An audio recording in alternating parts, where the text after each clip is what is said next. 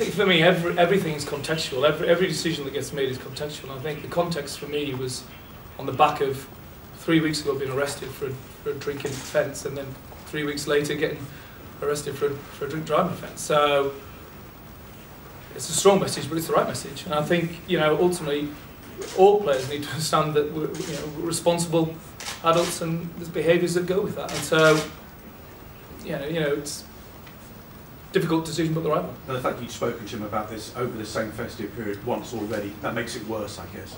Yeah, and that's put into context for me. You know, you're right. And I think when I spoke to Danny, you know, he's hurting a lot at the moment, and I know him well enough to know that he'll never make this mistake again. And but he has made poor error of judgment, and unfortunately has to face the consequences. But to be fair to him, you know, he's going to take it, and he'll come back better. Is there going to be a code of conduct for the rest of the players? I know this has been spoken about in the past. Yeah, I mean, there's a code of conduct anyway. There's an EPS code of conduct that's in place, and that will obviously get talked about in the camp. But you know, I don't want to spend the whole of the camp talking about rules and regulations. I want to talk about behaviours and attitudes. And I believe if we get the right environment and the right reason why you should be playing for your country, and the players come with the right open-minded attitude to becoming an international player, then ultimately everything else should take care of itself. And if there are things that need to be dealt with along the way, then we've got no problem doing with them. Something else you touched upon there, I mean, we've read a lot about an over-30s cull, senior players being discarded, but you just said now that you're not perhaps going to necessarily do that. There are still plenty of experienced players going to be in this EPS. So what is the position?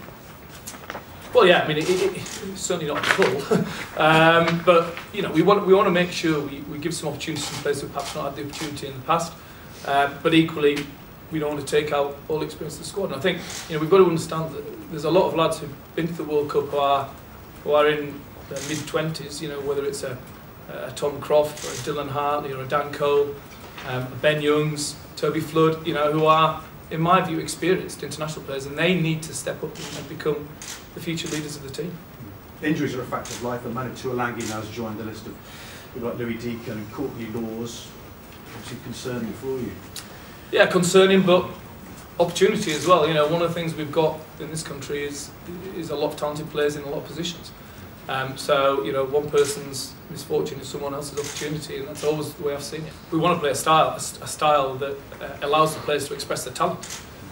You know, again, with rugby, to a certain extent, the conditions or the environment doesn't necessarily allow you to do that, but the mindset will be to allow the players to play, to give them a framework that they can then build upon and make some decisions. And the reality is we haven't got much time anyway, so, you know, there'll be a loose framework that'll give them that freedom, and ultimately, you know, we expect the players to take the responsibility. So, yeah, you know, we want to play, and we think you only have to look at some of the recent games, and you know, I was down at the Saracens Harlequins game, you know, on the 27th, and it was an unbelievable occasion.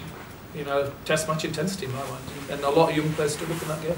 Just one more from me. I mean, you're on paper in charge for 5 games, Stuart. Only could be longer, obviously. But do you think short term, or do you think long term, when it comes to the future of England?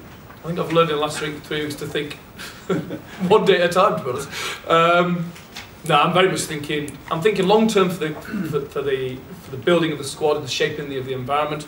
But obviously operating on a day-to-day basis and getting ourselves up to speed with each other, with our philosophies, and getting our plans in place for the camp. So I guess it's a bit of both, but certainly it's not about us, it's not about Graham, it's about the team.